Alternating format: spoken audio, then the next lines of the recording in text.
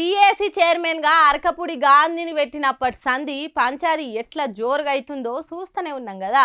విపక్షాలకు ఇవ్వవలసిన పదవిని పార్టీ ఫిరాయించి పోయి నేను విపక్షంలోనే ఉన్నా అని చెప్పుకుంటున్న అధికార పార్టీలు ఉన్నాయనకు ఇచ్చే వరకు బీఆర్ఎస్ తీవ్రంగా మండిపడుతుంది. ఇక ఇవాళ పిఏసి మీటింగ్ పెడితే ఆడ కూడా అగ్గి రాసుకుంది.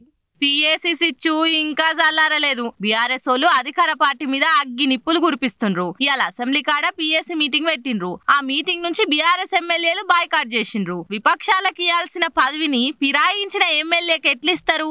ఆయన పెట్టిన మీటింగ్ కు మమ్మల్ని ఎందుకు పిలుస్తారని మండిపడ్డారు. పిఏసి చైర్మన్ ను ఎవరికి ఇస్తారో మీకు తెలియదా? ఏండ్ల సంధి ప్రతిపక్షాలకు ఇచ్చుడు ఆచారంగా వస్తుంది. మీరు మా పార్టీలకెళ్లి ఎవరైనా 5 పేర్లు ఇవ్వమంటే వేముల ప్రశాంత్, గంగుల కమలాకరు, హరీష్ రావు పేర్లు, ఎల్ రమణ, సత్యవతి రాథోడ్ల పేర్లు ఇచ్చినాం. తీరా లిస్ట్ లో చూస్తే హరీష్ రావు పేరు కాకుండా అరకెపుడి గాంధీ పేరున్నది. దీన్నేమనాలే? ఇదే సంగతి పిఏసీలో అడిగినాం, జవాబు చెప్పలేదు. కేంద్రంలో రాహుల్ గాంధీని అడిగితే కేసీ వేణుగోపాల్ కి ఇచ్చిండ్రు. మరి మీరు కేసీఆర్ ను ఎందుకు అడగలేదు? పిఏసి చైర్మన్ ను ఎవరికి ఇయ్యాలనో ఇంత దారుణంగా ఎందుకు చేస్తుండని మీటింగ్లకెళ్లి బయటకు వచ్చిండ్రు సత్యవతి రాథోడు, గంగుల కమలాకరు, ప్రశాంత్ రెడ్డి సార్లు. లోపట ఏం అడిగినా శ్రీధర్ బాబే జవాబిస్తుండు. ఇది అప్రజాస్వామికం, అందుకే మేం బాయ్కాట్ చేస్తున్నామని బయటకు వచ్చిండ్రు. మరి లొల్లి ఇంకెన్నొద్దులు నడుస్తుందో చూడాలిగా.